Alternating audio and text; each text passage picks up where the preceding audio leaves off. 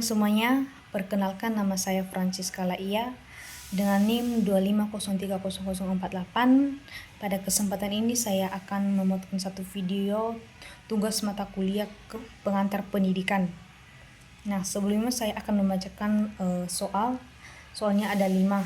Soal pertama, pendidikan sering dipahami sebagai proses transfer ilmu pengetahuan. Analisis secara kritis pandangan tersebut dengan membandingkannya dengan konsep pendidikan sebagai proses pembentukan manusia seutuhnya.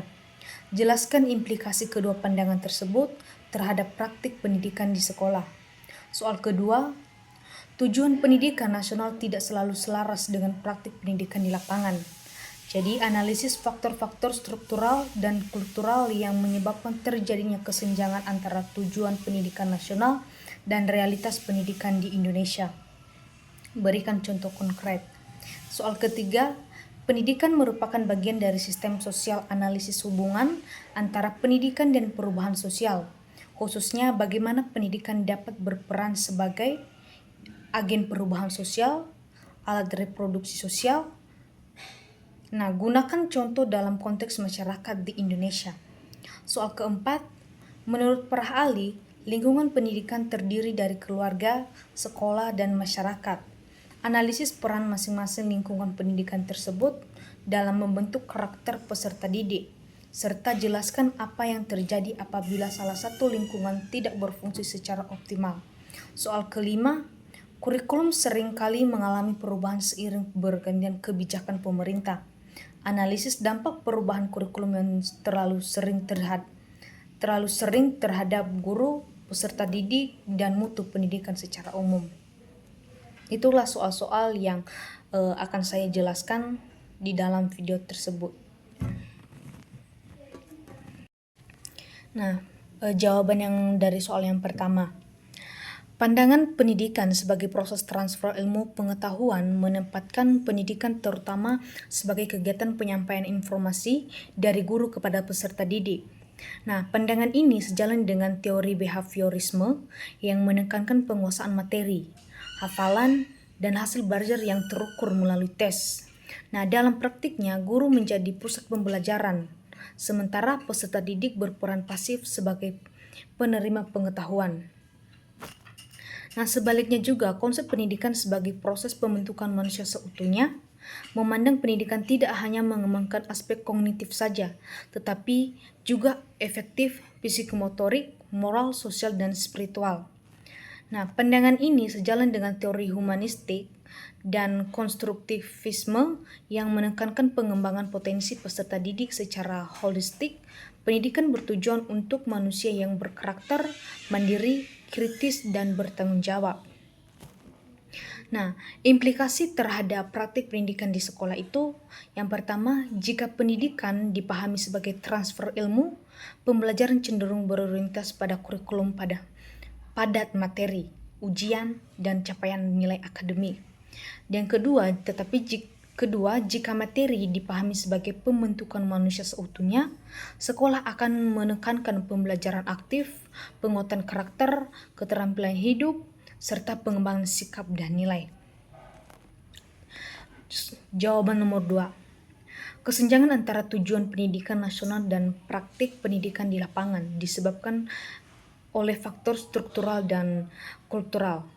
Nah, kalau faktor struktural itu meliputi ketimbangan sarana dan prasarana pendidikan antar wilayah.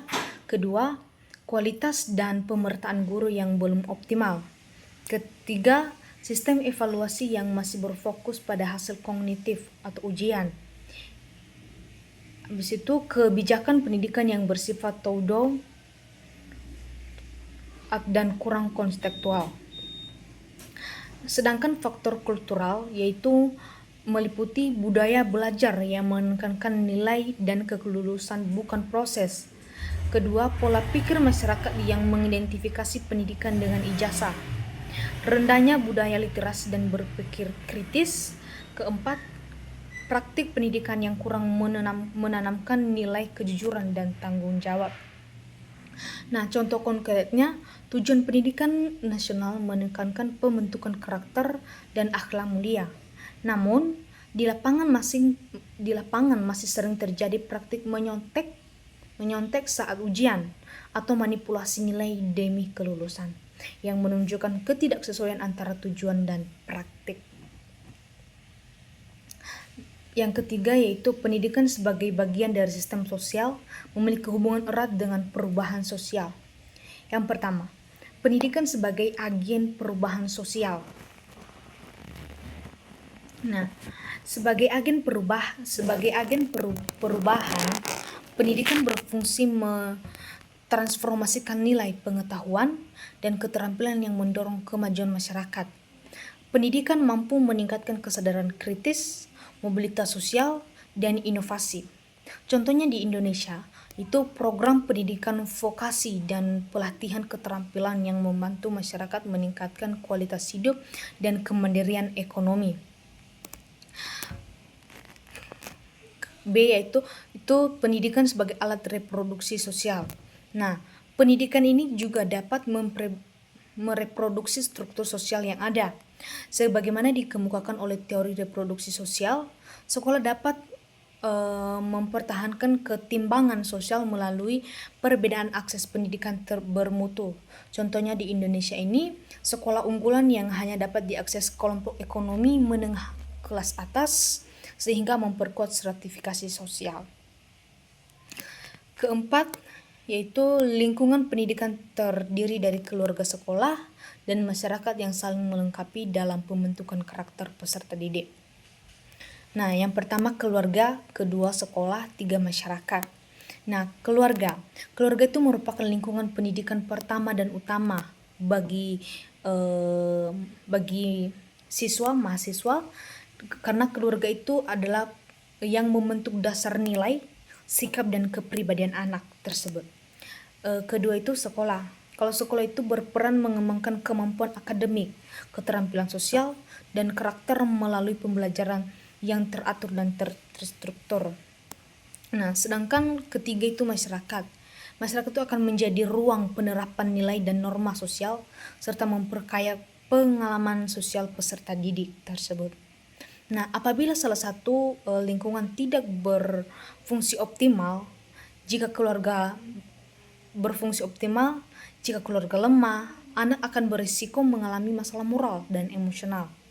Ataupun jika sekolah tidak berfungsi baik, nah potensi akademik anak tersebut dan karakter anak tersebut tidak akan berkembang optimal. Nah, jika masyarakat juga memberikan pengaruh negatif terhadap anak tersebut, nilai yang ditanamkan keluarga dan sekolah dapat tergerus atau menghilang. Soal kelima yaitu perubahan kurikulum yang sering berubah akan membawa dampak pada berbagai pihak.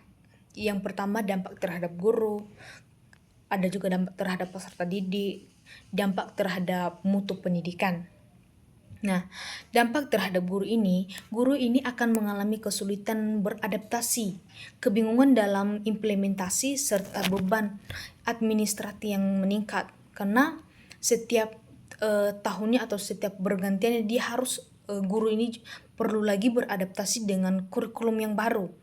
Nah, kedua itu dampak terhadap peserta didik.